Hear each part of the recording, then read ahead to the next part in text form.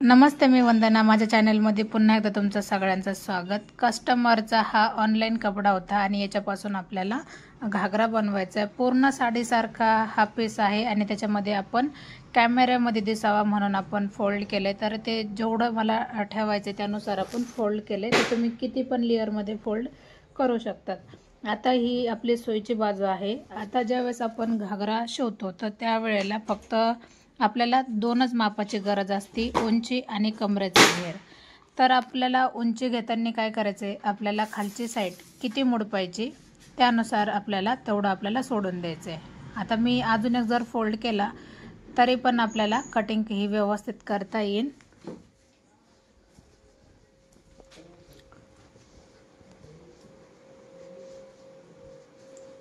आता जेवढं मला पुढं मोडपायचं आहे तर तेवढं मी सोडून दिलं.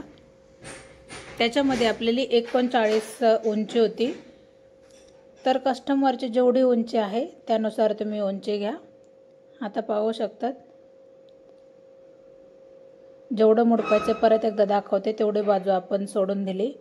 आता 39 जिथं येते तिथं आपण एक मार्किंग करा. बरोबर. आता आपल्याला याच्यामध्ये बेल्ट किती इंचाचा घ्यायचा आहे ते तुम्ही तुमच्या आवडीनुसार ठरवा आणि बेल्टची उंची परत त्याच्यातून वजा करा. आता मी 2 इंचाचा शिवून बेल्ट ठेवला तर त्याच्यातून परत एकदा 2 इंच वजा केलं आणि त्याच्यामध्ये परत अर्धा इंच ॲड केलं. का ज्यावेळेस आपण चून टाकतो तर आपल्याला शिवण्यासाठी अर्धा इंच वरती लागतंच.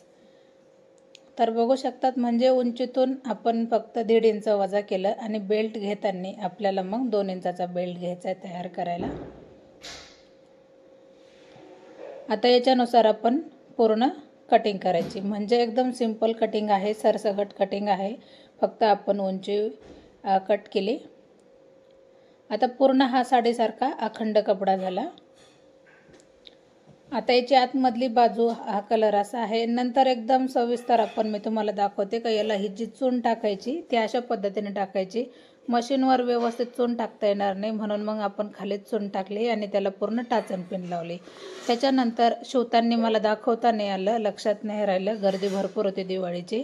आणि नंतर झाल्याच्या नंतर त्याचा रिझल्ट असा आलाय. तर मी याला अस्तर पण लावले. कस्टमरला थोड्याशा ब्रॉड नाडी लागत होती त्यानुसार मी नाडी लावली आणि त्याला फुल लावले. आता याला प्रेस करायचं राहिले. त्याच्या अगोदर हा घागरा कसा झाला नक्कीच कमेंट करा.